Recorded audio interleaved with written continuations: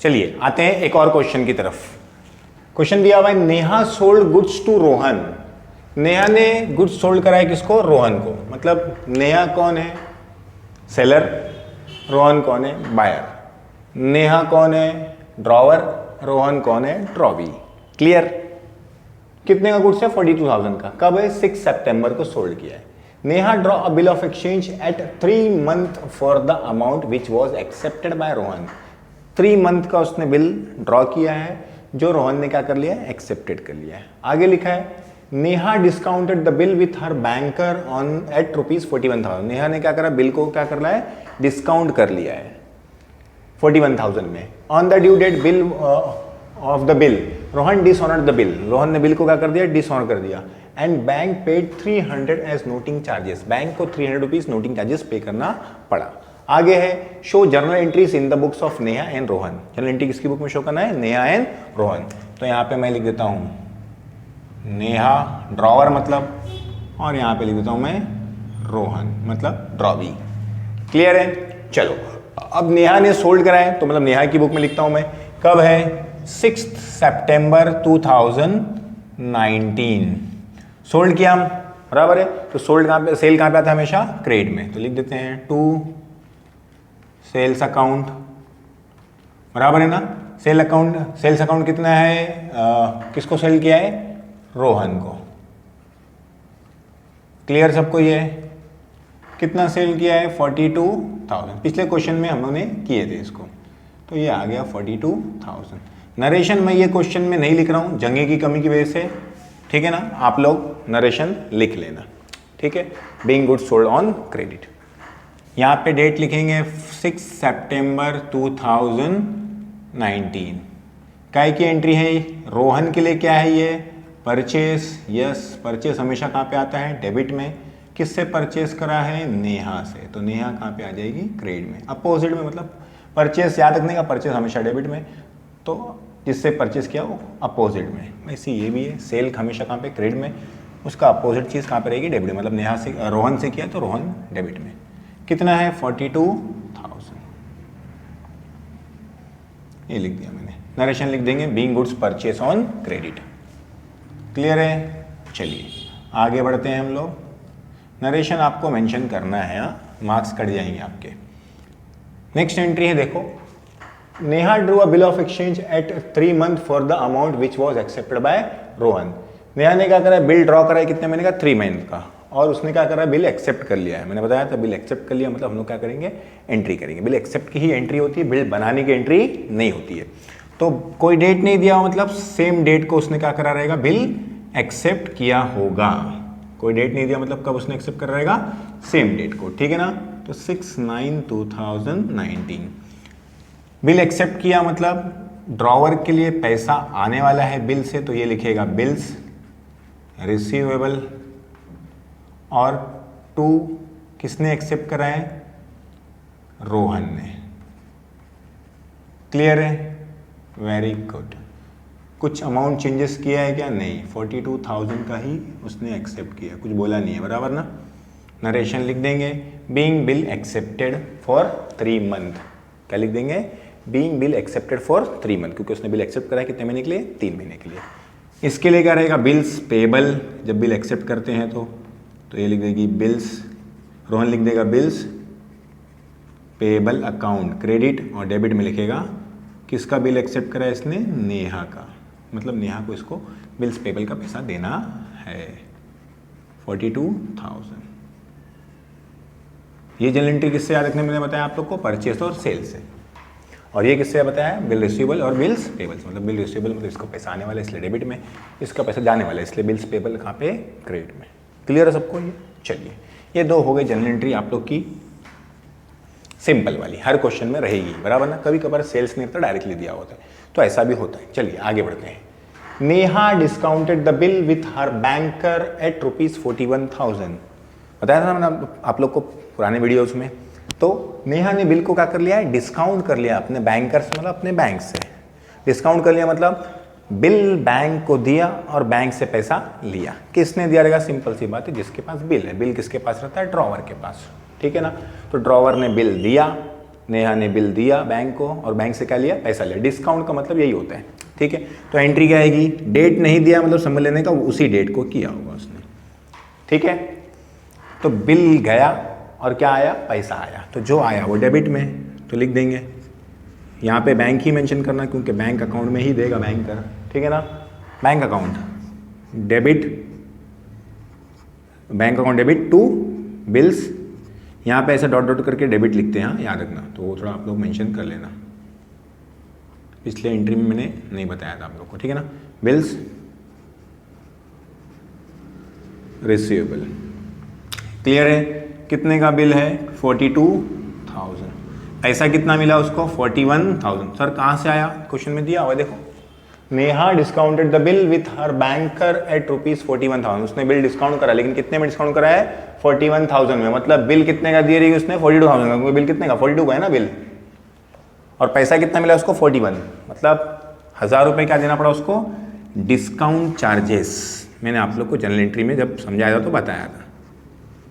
Discount account debit, ये भी debit में आ जाएगा क्योंकि ये क्या हो जाएगा, नेहा के लिए 1,000 रुपये का क्या हो जाएगा, लॉस हो जाएगा, एक्सपेंस हो जाएगा। और एक्सपेंस हमेशा कहाँ पे आता है, डेबिट में, इसलिए हमने लिख दिया डेबिट में। क्लियर है। चलिए अब आते हैं किसके पास, रोहन के पास। रोहन के पास आएंगे, जनरल एंट्री करने आएंगे तो रोहन बोलेगा मुझे तो ये सब पता ही नहीं ना, क्योंकि रोहन अलग जगह पे बैठा है, नेहा अलग जगह पे। नेहा ने अपने बुक में काम किया, मतलब नेहा ने अपने लिए काम किया। रोहन को कुछ मतलब है क्या, नहीं। वो तो बोलेगा 3 महीने बाद मैं बताऊंगा, पैसा दूंगा या नहीं दूंगा, जो भी रहेगा 3 महीने बाद ही बात करेगा वो। तो बैंक से उसका ट्रांजेक्शन हुआ है, रोहन से कोई ट्रांजेक्शन नहीं हुआ है, तो मतलब रोहन की बुक में कोई एंट्री नहीं आएगी, ठीक है।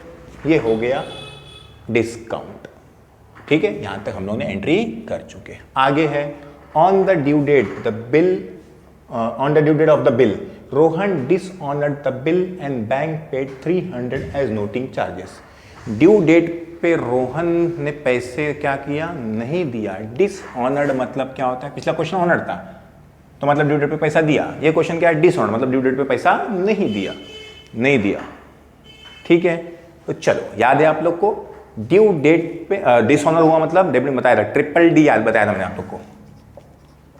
डिसऑनर डेबिट में ड्रॉ बी, बराबर ना। तो यहां पे एंट्री करेंगे, डिसऑनर डेबिट में ड्रॉ बी। ड्रॉ बी कौन है, रोहन। डिसऑनर हुआ तो याद रखने का डेबिट में ड्रॉ बी लिखना ही है, तो लिख दिया। वो तो सिंपल सी बात है, ड्रॉ बी लिख रहे तो ड्रॉवर की बुक में ही लिखेंगे, तो लिख दिया। क्लियर है इतना। 2 क्या लिखेंगे, मैंने बताया था जब भी डिसऑनर होगा तो डेबिट में ड्रॉवी फिक्स है और क्रेडिट में क्या सोचने का, डिसऑनर के टाइम पे डेबिट में ड्रॉवी क्या है, फिक्स है, और क्रेडिट में क्या सोचने का, ये पता करने का कि बिल कहां पर है। बिल अभी फिलहाल किसके पास है, बैंक के पास है, तो यहां पे क्या आएगा, टू बैंक आएगा। बहुत लोग यहां पे बिल रिसीवेबल लिख देता है और क्या होता है, गलत हो जाता है, ठीक है ना, क्योंकि बिल मेरे पास है ही नहीं। बिल किसके पास है, बैंक के पास, याद रखना। तो यहाँ पे क्या लिखने का, टू बैंक। इसका और भी कॉन्सेप्ट है, इनडायरेक्टली क्या है, मैंने पैसा ले चुका हूँ, ड्यू डेट पे उसने पैसा नहीं दिया, तो बैंक क्या करेगा, मेरे अकाउंट में से पैसा कट कर लेगा, तो मेरे अकाउंट में से माइनस हो गया। लेकिन उतना कन्फ्यूजन और बच्चे लोग को कन्फ्यूजन होता है, इसलिए मैंने वैसा नहीं समझाता हूँ, डायरेक्टली ये बताता हूँ कि क्या रखो, डिसऑनर हुआ तो डेबिट में क्या रखने का, ड्रॉ बी लिख दिया, क्लियर है। और फिर चेक, क्रेडिट में लिखने से पहले चेक करने का कि बिल किसके पास है। बिल मेरे पास है तो बिल रिसीवेबल लिखने का, बिल बैंक के पास है तो बैंक लिखने का। अभी बैंक के पास है ना ये वाला बिल, क्योंकि यहाँ पे देखो, बराबर ना।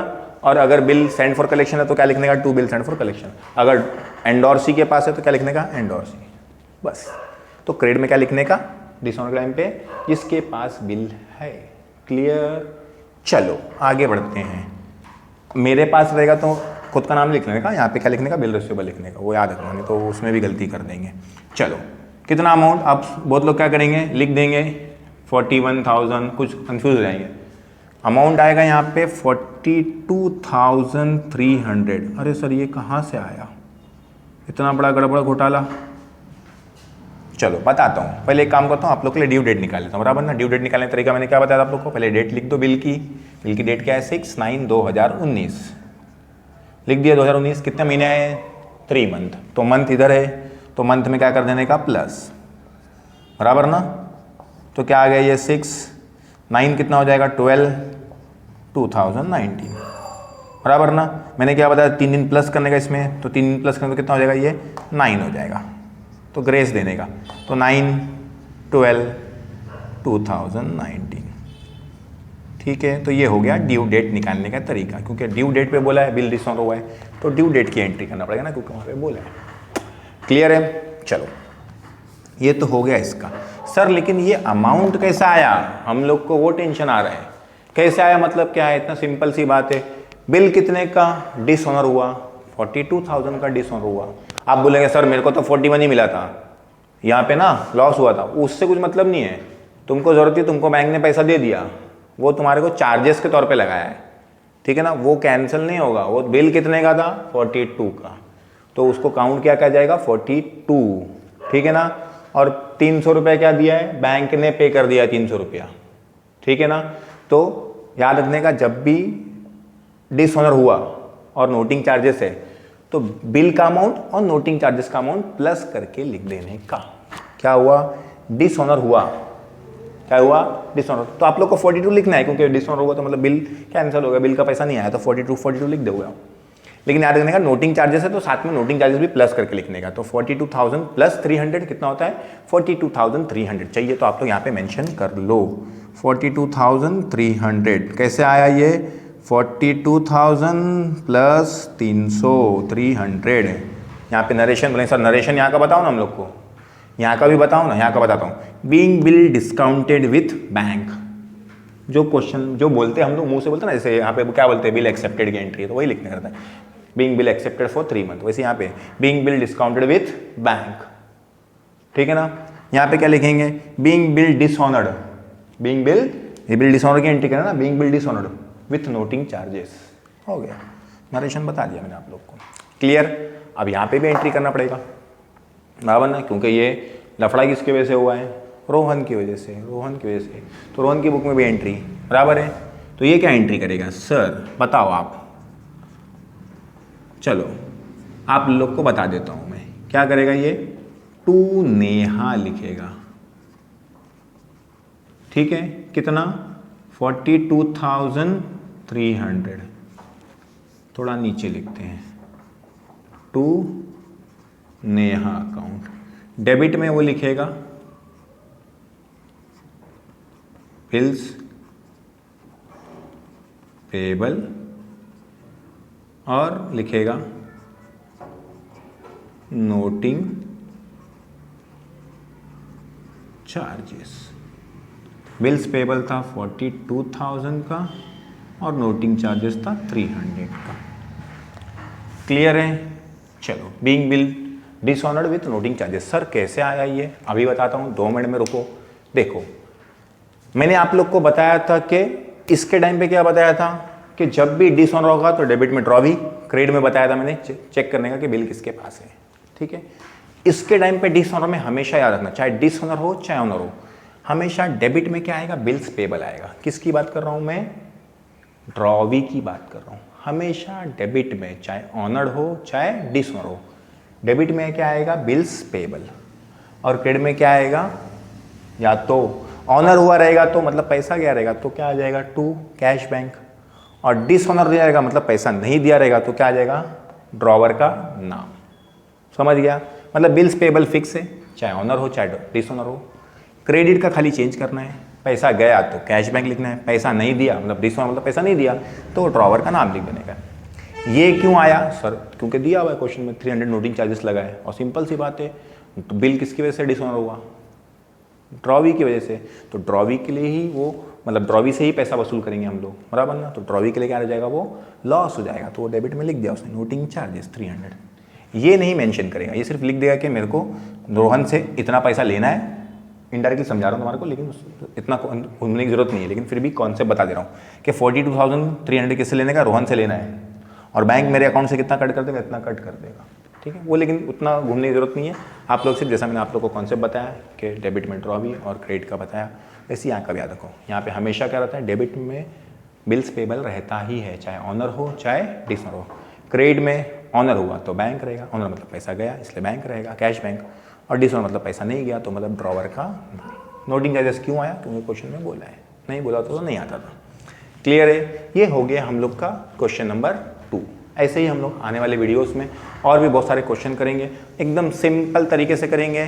चैनल वीडियो अगर आपको अच्छा लगा तो अपने दोस्तों के साथ शेयर कीजिए और कमेंट कीजिए, ताकि मुझे भी सजेशंस मिले आप लोग के और मैं क्या इम्प्रूवमेंट कर सकता हूँ। Thank you very much.